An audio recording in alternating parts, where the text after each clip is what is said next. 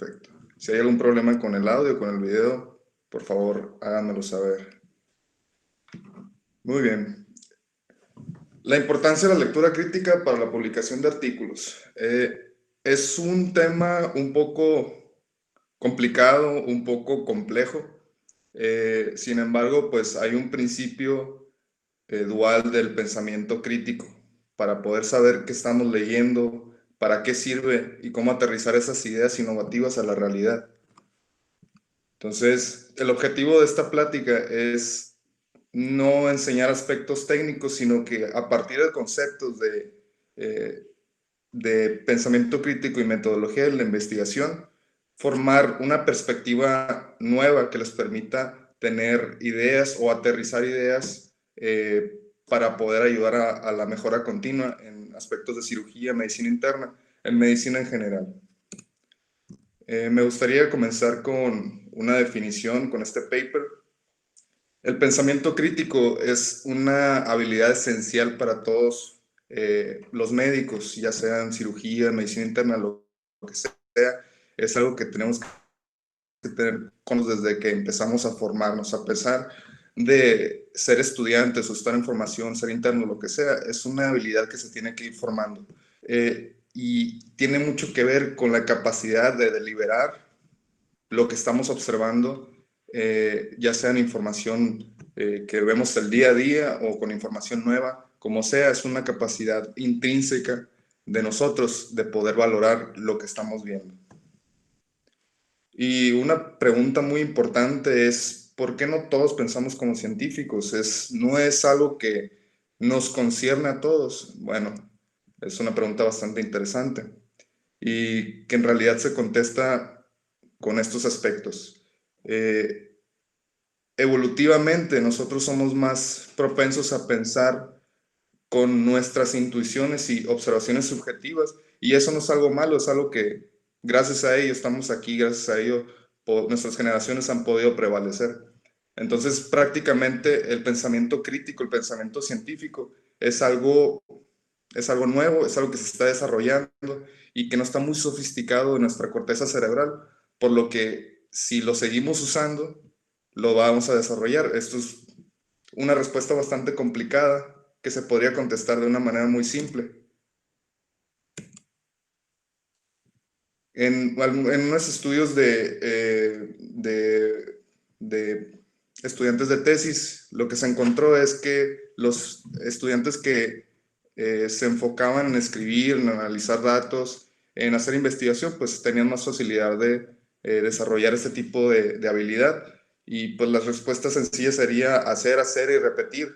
Pero en realidad este proceso es mucho más complejo y necesita un feedback continuo en el que cuando haces te tienes que preguntar cómo puedo resolver el problema, cómo puedo ser mejor, cómo puedo leer de una forma más inteligente, cómo puedo ser más sofisticado. Y este feedback se va retroalimentando con esta pregunta día a día y conforme estás haciendo tus actividades. Y para hacerlo de una manera más sencilla, una manera más enfocada a la realidad, pues una recomendación es seguir a los mejores y observar cómo perciben el mundo. El feedback que tú estás buscando, las formas de que quieres resolver el problema, pues ya muchas personas ya lo están haciendo desde antes que tú, entonces las personas que son más experimentadas tienden a tener un poquito más facilidad para poder resolver los problemas que tú quieres involucrarte. Por ejemplo, aquí tenemos a Julio Mayol, a Steven Wexner y a Paula Ferrada, que son personas que están intensamente involucradas en redes sociales y en la investigación. Y pues si te interesa o si te interesa resolver problemas quirúrgicos, bueno, ellos son las personas con las que más experiencia tienen y que más podrías copiarles, vamos a poder ponerlo así, para que tú empieces a pensar de una manera similar a ellos. Y otra pregunta sería, pues si es tan complejo, ¿por qué molestarnos en hacerlo? Bueno, viene de la mano con una responsabilidad que puede ser voluntaria o involuntaria. En la clínica, cuando tú careces de pensamiento crítico, los sesgos de cognitivos llevan a errores diagnósticos.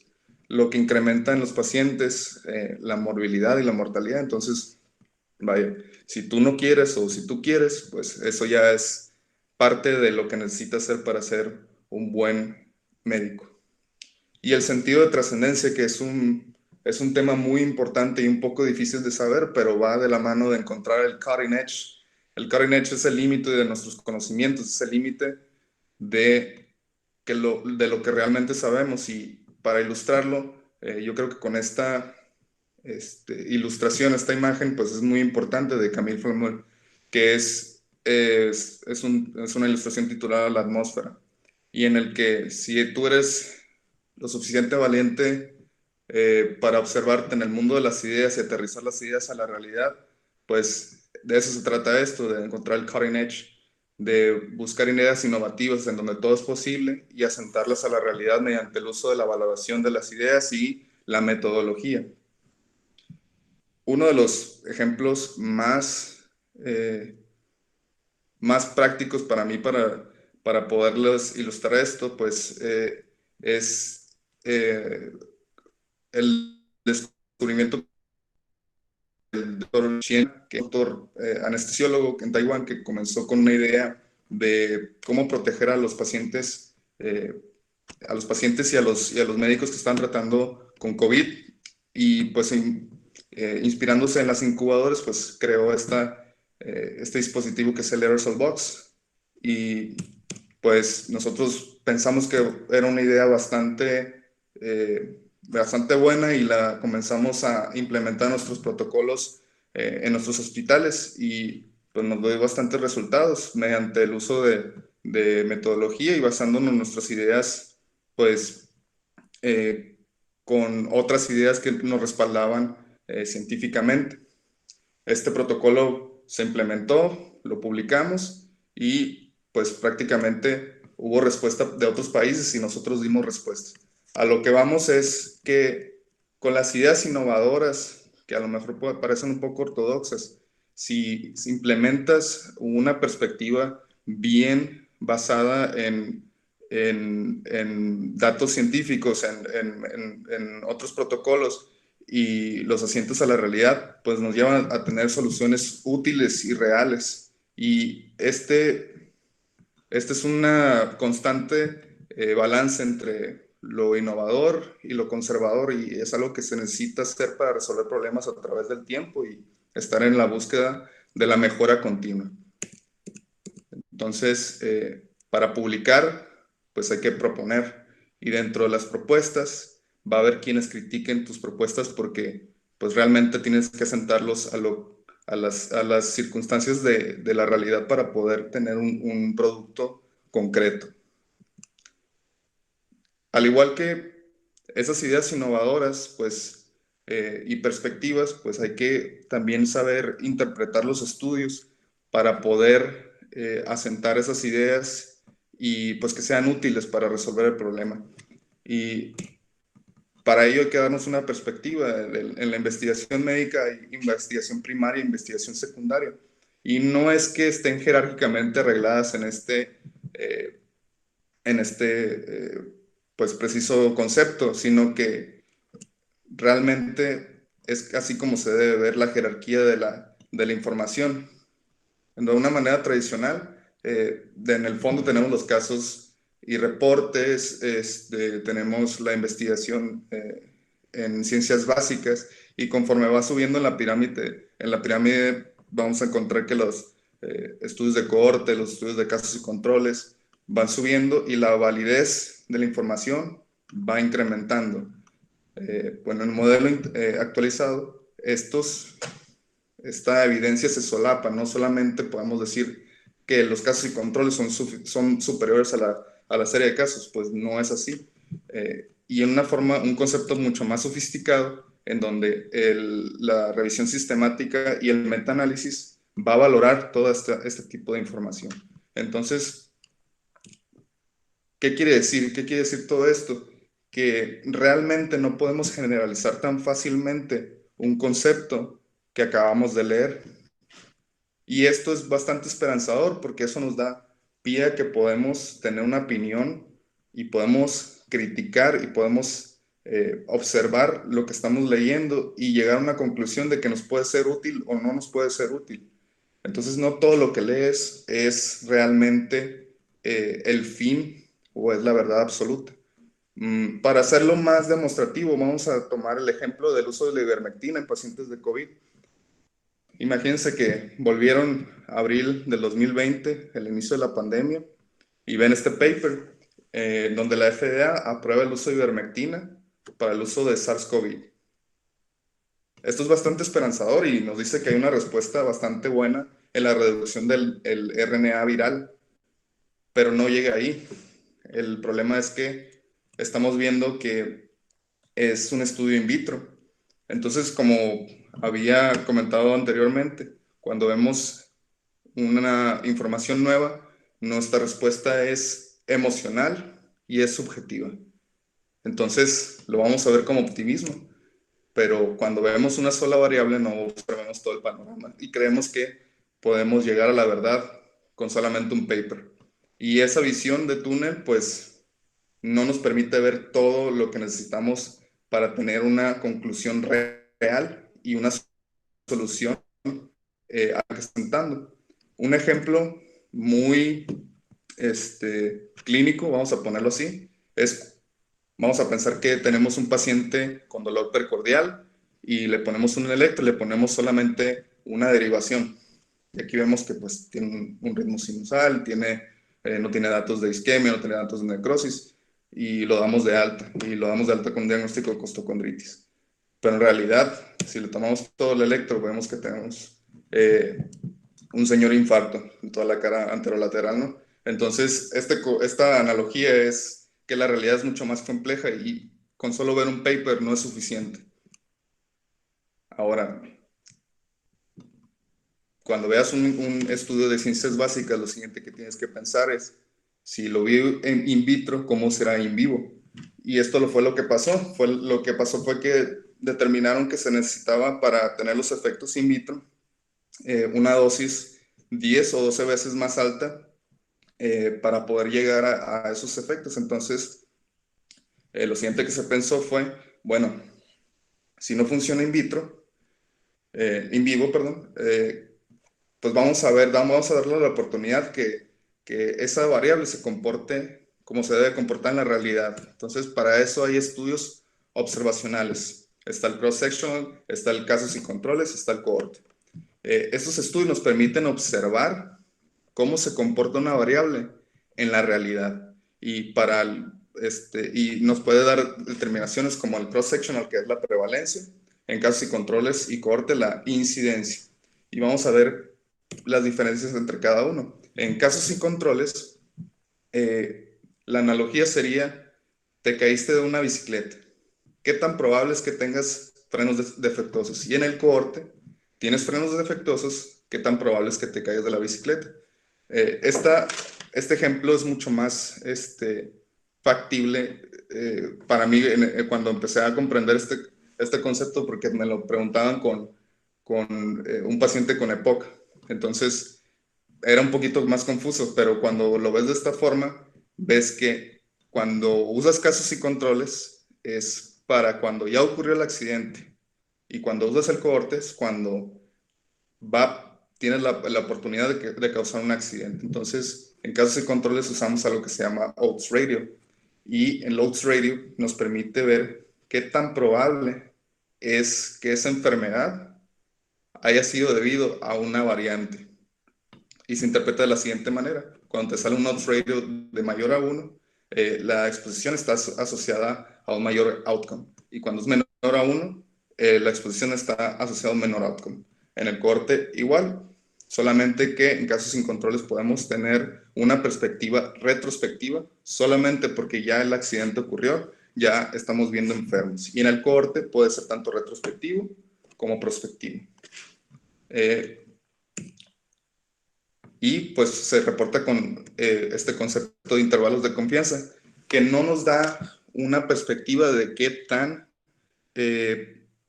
tanta diferencia estadística hay, sino que nos dice qué tan preciso o no es ese rango de datos para darnos esa asociación. Porque los odds ratio y el relative risk solamente nos va a decir que hay una asociación, no que hay una causalidad.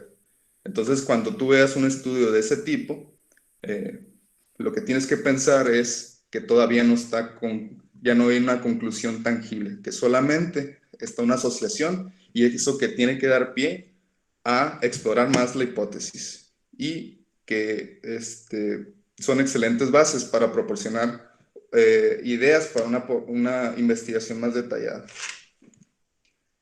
Ahora, te lo pueden dar con un valor de P.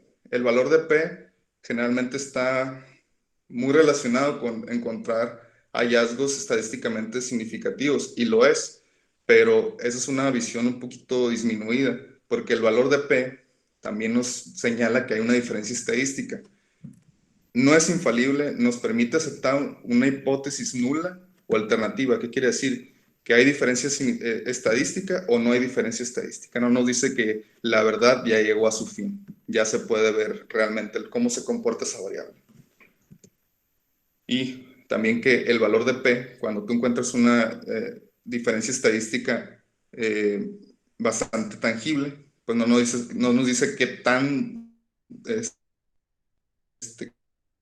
tan es la diferencia. Y aunque tú encuentres un valor de P menor que a 0.5, mayor a 0.5, existe la posibilidad de que tengas errores tipo 1 o tipo 2. A lo que voy es que lo que significa realmente el valor de P es que existe un porcentaje menor a 5% de probabilidad que el resultado presentado sea al azar. Entonces, hay veces que cuando tú encuentras un paper que te presente este valor, existe la posibilidad que esas circunstancias en un contexto al azar se repitan. Entonces no quiere decir que sea algo realmente concluyente. Y para eso usamos este tipo de información. O también cuando los resultados son mayor de 0.5, pues el error tipo 2 puede estar presente. Y eso se le llama poder estadístico. Cuando usamos esta fórmula, nos permite saber qué tanto podemos incrementar o mejorar la precisión de la medida y de la población. Entonces, el concepto no tan técnico y más crítico de esto es que los papers, cuando te presentan este tipo de resultados, no son concluyentes en sí. Y lo que tienes que hacer es pensar en por qué están reportando esto, para qué me sirve y cómo va a ser de utilidad para poder resolver el problema que estamos estudiando. Otro concepto del valor de P es que Fisher, que fue de los desarrolladores de herramienta estadística, declaró que el valor de P o los resultados en un laboratorio o en algo que se está investigando es declarar cómo el experimento debe ser repetido, hecho e interpretado. Entonces, ese concepto de que ya presentar un valor de P ya es determinante, pues es parcialmente falso. Entonces, vamos a tomar un ejemplo. Imaginemos que encontramos este estudio de ivermectina otra vez y nos presentan un intervalo de confianza bastante bueno y un valor de P súper bajo, ¿no? Entonces, lo primero que pensamos es, wow, a lo mejor encontramos ya el santo grial para el tratamiento del COVID, y pues realmente no es así. De hecho, en este estudio se tuvieron que retractar pocos meses después porque los resultados, a lo mejor los resultados eran muy buenos, pero en realidad se encontró que la metodología pues tenía sus sesgos. Y para eso vamos a ver que existen ciertos sesgos que, aunque tú tengas resultados muy buenos, puedes tener estos sesgos que no te permiten interpretar de una manera correcta estos resultados. Entonces, cuando encuentres esto, piensa que pueden existir sesgos. En este caso existían sesgos de selección, en los que los pacientes que demostraron mayor recuperación, pues eran pacientes que pertenecían a un grupo de pacientes sin comorbilidades, que eran más sanos y que tenían más probabilidades de sobrevivir, y el otro grupo no era así. Y también había un sesgo de confusión, en el que los pacientes involucrados con mayor mortalidad tenían más comorbilidades y tenían otros hábitos como tabaquismo y alcoholismo. Entonces, eso te puede malinterpretar los datos y pues terminar en este desenlace que es que tengas que retractar tu paper. Y al final de todo esto, cuando tú tienes estudios de cohorte o estudios de casos y controles y pues no puedes determinar qué necesitamos para esto, pues existe la revisión sistemática y los metaanálisis. Y después de eso, cuando llegamos a ese punto, tenemos que recurrir a los expertos, que van a ser los que van a valorar esta información y nos van a decir qué tan fiable es los hallazgos estadísticamente significativos y cómo podemos asentarnos a la realidad. Y este es el ejemplo. Cuando llegamos a este punto, podemos tomar decisiones acerca de lo que vamos a hacer y cómo vamos a resolver el problema. Y lo actualizado en esto es que justamente ayer la Asociación Mexicana de Infectología y Microbiología Clínica ya no recomienda el uso de ivermectina, ni hidroxicloroquina, ni acitromicina. Entonces, ¿cómo llegaron a eso? Bueno, pasó todo el proceso que les había explicado para poder valorar los hallazgos que se están presentando. Y de manera pues, este juego entre la innovación y la valoración con metodología de la investigación usando herramientas estadísticas como el valor de P, los odds ratio, el relative risk o los diferentes tipos de estudio, pues nos llegan a descubrir partes de la verdad y tener contribuciones que nos permite expandir continuamente nuestro conocimiento y nuestra percepción de la verdad. Y esta imagen de la NASA, pues, nos contrasta un poco con la imagen de Camille en 1888. Y es que realmente si tienes un poquito de valentía para observar en el mundo de las ideas y también un poquito de sentido lógico para asentarlas a la realidad mediante el uso de la metodología y poder usar esa información críticamente para resolver un problema, pues nos lleva a construir un mundo en el que podemos tener mucho más probabilidades de tener conclusiones más claras y soluciones mucho más tangibles para los problemas de hoy en día. Estas son mis redes sociales. Doy por concluido este espacio y pues estoy abierto para cualquier tipo de preguntas.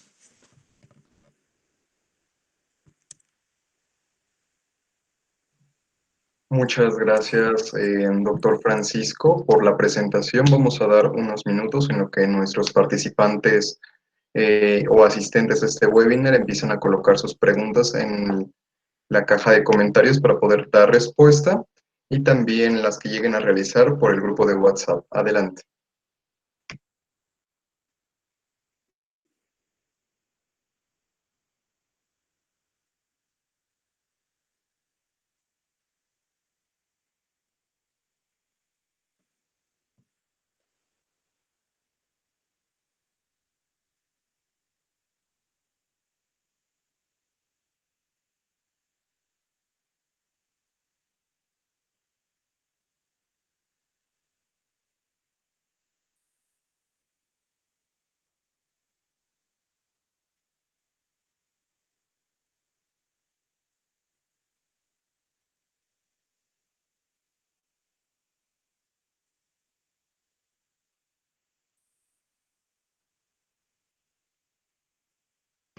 Comenta una de las participantes, Laura Hernández, que si sería posible que pudiera explicar un poco más acerca de los estudios de corte y casos y controles.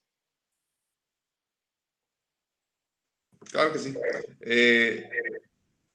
La idea que quería darles acerca de los casos y controles y del cohorte es que son estudios de observación, son estudios basados en ciencias básicas, en ideas y perspectivas de cómo se va a comportar una variable. Entonces, cuando pones a observar esa variable en circunstancias reales, lo que te va a dar es una perspectiva de asociación, no va a ser una perspectiva de causalidad. Y tendemos mucho que cuando, por ejemplo, nos presentan en un caso clínico o en una sesión clínica y nos presentan los odds ratio, tomamos eso como, wow, ya con eso ya podemos decir fielmente que ya existe una causalidad cuando es una asociación. Entonces, cuando tú veas un odds ratio, es algo que podría ser atribuido al causante de esa enfermedad. Y la diferencia entre los casos y controles cuando usas odds ratio es que vas a valorar enfermos y la variante va a ser por qué se enfermaron, bueno, qué está asociado a esa enfermedad. Y el relative risk vas a asociar la exposición con la enfermedad. Poniendo un ejemplo, en casos sí, en los estudios con odds ratio, lo que vas a ver es pacientes con EPOC. ¿Cuál es la probabilidad de que ese paciente con EPOC haya fumado? Bueno, cuando tú ves un paciente que es fumador, pues ahí te tienes que preguntar cuál es la posibilidad de que enferme con EPOC. Entonces esa es la diferencia entre el relative risk y el odds ratio. Y vamos, lo que quería dejar claro es que existe un sentido de asociación, no de causalidad. Sea una salida, tienes valores de P, tienes que hacer metaanálisis y llegar a una conclusión un poquito más explícita. De acuerdo, muchas gracias, doctor. Comenta también otro de nuestros participantes y menciona, buenos días, doctor Leiva. ¿Usted recomienda que al encontrarnos un artículo interesante, lo primero que revisemos sea la metodología? Claro, por supuesto. Era el punto que quería llegar. Te pueden